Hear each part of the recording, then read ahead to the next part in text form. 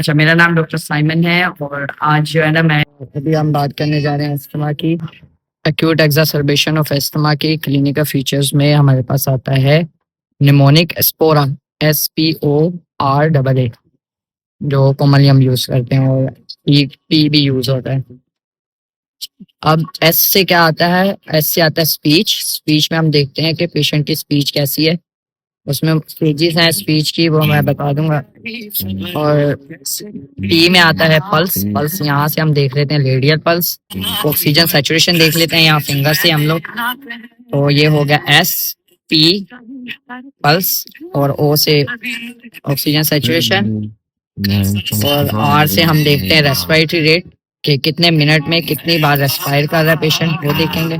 S P O R A में हम देखेंगे एक्सेसरी मसल्स कितने यूज हो रहे हैं, और एक्सेसरी मसल्स के साथ हम देखेंगे कि दूसरा ए आएगा ऑल्टर्ड मूड के बारे में, कि पेशेंट का मूड जब ऑल्टर्ड तो नहीं है, क्योंकि ऑक्सीजन की सप्लाई कम होगी ब्रेन तक, तो उसमें ऑल्टर्ड मूड आएगा। फिर हमारे पास आता है PEF, जो मोस्ट इम्पोर्टेंट है। पीक एक्सपायरेटरी फ्लो हम देख रहे होते हैं, 1 मिनट में पेशेंट कितने जोर से एक्सपायर करता है एयर को। तो वो ज्यादा होगा तो हमारे पास अस्थमा कम होगा, वो कम होगा तो अस्थमा ज्यादा होगा। अच्छा, हमने अस्थमा में बात की थी स्पोरा की। स्पोरा में हम स्पीच भी डाल सकते हैं और SpO2 भी डाल सकते हैं। अच्छा, एक्यूट एक्सासर्बेशन ऑफ अस्थमा में हमने क्या क्या चीजें देखनी है वो मैं बता देता हूँ आपको। एक चीज हमने देखनी है स्पीच। स्पीच के साथ रेस्पिरेटरी रेट देखना है, पल्स देखनी है। पल्स आप हाथ पे चेक कर लेंगे, उसी के हाथ पे ही आपने SpO2 देख लेना है, ऑक्सीजन सैचुरेशन देख लेनी है पल्स ऑक्सीमीटर के साथ।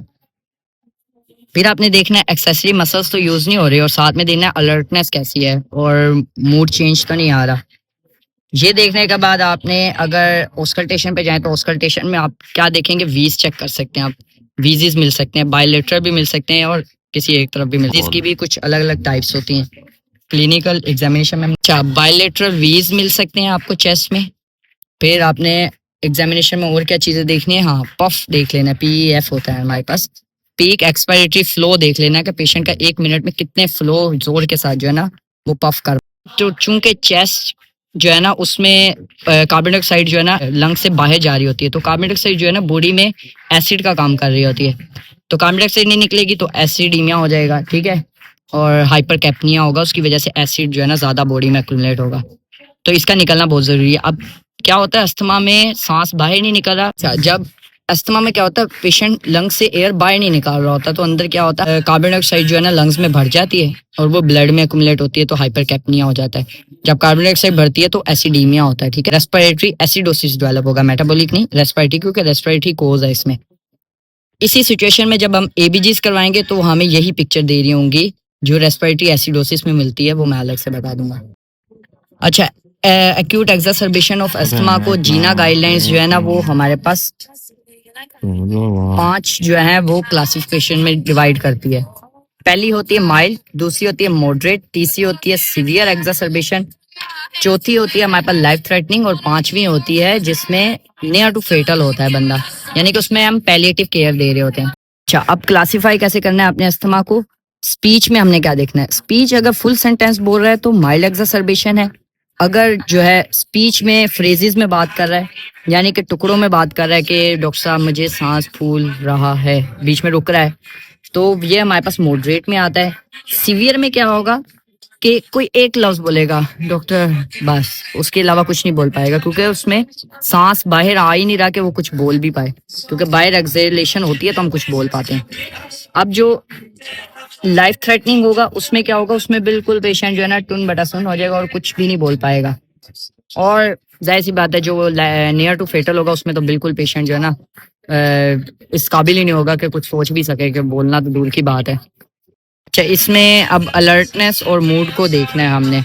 अगर तो पेशेंट जो है ना एंग्शियस होगा, क्योंकि अभी स्टार्ट में क्या होता है, कार्बन डाइऑक्साइड बढ़ रही होती है, ऑक्सीजन कम हो रही है, तो ड्राइव बढ़ती है।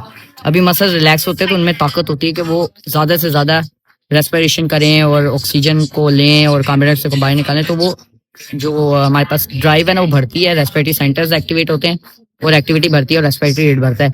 इसी के साथ क्या होता है, पेशेंट एंग्शियस हो जाता है, नर्वस हो जाता है बहुत ज्यादा, और कोशिश कर रहा था कि सांस ले, इधर उधर भाग रहा होगा कि जहाँ पे सांस ले सकूं वहां जाएगा, तो ये माइल्ड में होगा। मॉडरेट में क्या होगा, मॉडरेटली जो है ना एजिटेटेड। तो सीवियर की अगर बात करें, सीवियर में हाईली एजिटेटेड होगा पेशेंट और साथ में डिस्ट्रेस शुरू हो जाएगा, ठीक है। और अगर लाइफ थ्रेटनिंग की बात करें तो उसमें मसल्स जो है डायफ्राम हो गए, एक्सेसिव मसल, सारे मसल जो है थक जाएंगे, एग्जॉस्ट होंगे और वो अपना काम कम करना शुरू कर देंगे। तो लाइफ थ्रेटनिंग में क्या होगा कि पेशेंट जो है ना ड्रॉजी होगा और रेस्पिरेटरी रेट गिर जाएगा और सारी चीजें कम होता शुरू हो। और नियर टू फेटल में क्या होगा, पेशेंट कोमा में जा सकता है, ऑल्टर्ड कॉन्शियसनेस हो सकती है या अनरिस्पॉन्सिव टू हम और कमांड हो। रेस्पिरेटरी रेट की बात करें तो less than 20 beats per minute होगी स्टार्ट में, जो माइल्ड है। अब जब मॉडरेट में जाएगा ना तो पेशेंट रेस्पिरेटरी रेट 20 to 30 होगा, यानी कि बढ़ना शुरू होगा। सीवियर में क्या होगा, 30 से भी बढ़ जाएगा। बिल्कुल एंड पे जो है ना सारे मसल कोशिश करेंगे कि सांस को जो है ना पूरा कर सकें। फिर लाइफ थ्रेटनिंग में क्या होगा, नीचे आना शुरू हो जाएगा, या तो स्लो हो जाएगी या फटीग की वजह से थक जाएगा वो, ठीक है। और लाइनियर टू फेटल में क्या होगा, वेरिएबल हो सकती है या इरेगुलर हो सकती है, क्योंकि वो पैलिएटिव केयर उसमें चाहिए तो उसमें काफी ऑर्गन डैमेज शुरू हो जाता है। पल्स रेट की बात करें तो माइल्ड में क्या होगा, acute exacerbation of asthma, GINA guidelines के मुताबिक माइल्ड में क्या होगा, 100 बीट पर मिनट से कम होगा स्टार्ट में माइल्ड में। मॉडरेट में क्या होगा, 100 to 120 हो जाएगा, बढ़ना शुरू। सीवियर में क्या होगा, और बढ़ जाएगा, 120 से भी ज्यादा चला जाएगा। और जाहिर सी बात है लाइफ साइकिल में क्या होगा, और कम होता जाएगा। और नियर टू फेटल में बिल्कुल बंदा स्टॉप भी हो सकता है, ठीक है। बिल्कुल वेरिएबल हो सकती है, ब्रेडिकार्डिया हो सकता है, हाइपरटेंशन हो सकता है। और इसमें भी लाइफ सेटिंग में भी ब्रेडिकार्डिया और हाइपरटेंशन हमें मिल सकता है। सी मसल्स की बात करें तो स्टार्ट में क्या है कि एक्सेसिव मसल्स इतना इस्तेमाल नहीं हो रहे होंगे, तो माइल्ड में इतना यूज नहीं होंगे। मॉडरेट में जो है ना इंटरकोस्टल रिसेशन होगी, यानी कि ये इंटरकोस्टल मसल्स जो है ना बहुत ज्यादा काम कर रहे होंगे, तो रिसेशन हमें नजर आएगी। और फिर अगर सीवियर की बात करें तो एक्सेसिव मसल्स बहुत प्रोमिनेंट हो जाएगा, क्योंकि आखिरी आखिरी में जो है ना मसल्स जो है ना बहुत ज्यादा काम कर रहे होंगे ताकि जो रेस्पिरेशन है उसको कंटिन्यू रख सके।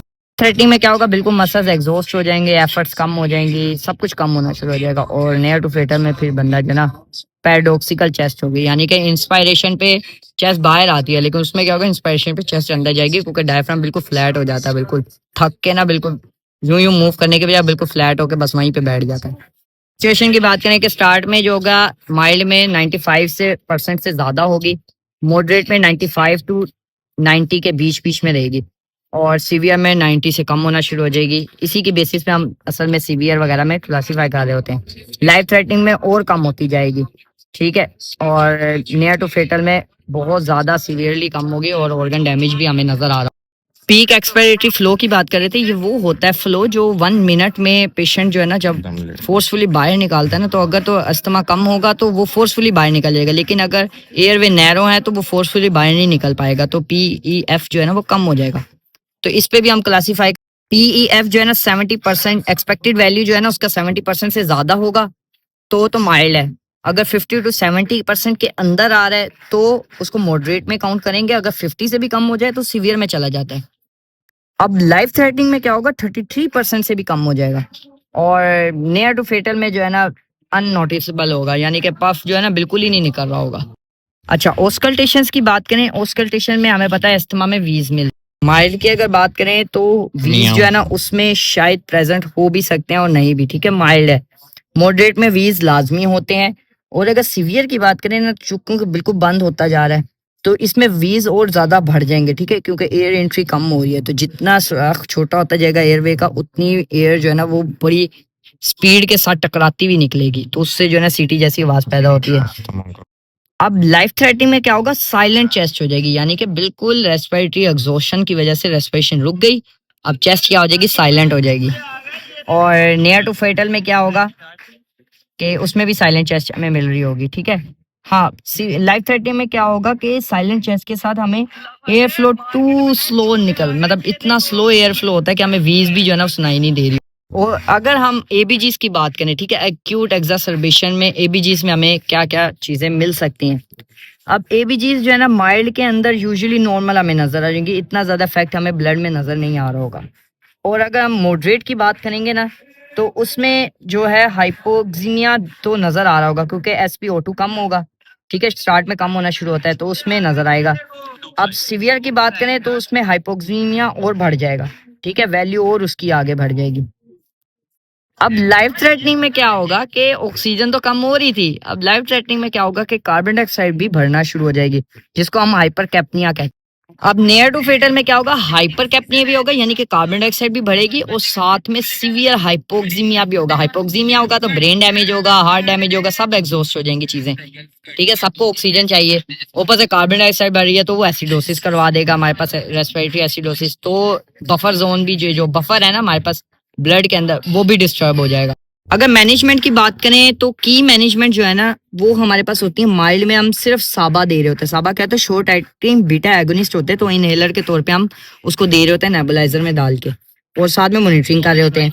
अगर पेशेंट मॉडरेट एक्सरसर्बेशन के साथ आएगा तो उसमें हम O2 साथ में ऐड करेंगे और सिस्टमिक स्टेरॉइड्स भी डालेंगे। ठीक है, आईवी लाइन के थ्रू हम उसको स्टेरॉइड्स भी डाल देंगे, और इसमें भी साबा साथ कंटिन्यू रखेंगे। अच्छा, अगर सीवियर एक्सरसर्बेशन की बात करें तो उसमें अर्जेंट ट्रीटमेंट चाहिए होता है, तो हम उसको या तो रेफर करेंगे, या अगर हम मैनेज कर सकते हैं तो O2 के साथ हम स्टेरॉइड्स और MgSO4 भी ऐड कर देंगे। ठीक है। अच्छा, जितना अस्थमा सीवियर होता जाएगा हम उसमें साबा के साथ सामा भी ऐड कर सकते हैं, MgSO4 भी ऐड कर सकते हैं। तो ये हमारे पास ऑप्शंस होते हैं, और इनहेल कोर्टिकोस्टेरॉइड्स हम कंटिन्यू रख सकते हैं। तो इनकी आगे जो क्लासिफिकेशन है वो मैं अलग से बताऊंगा।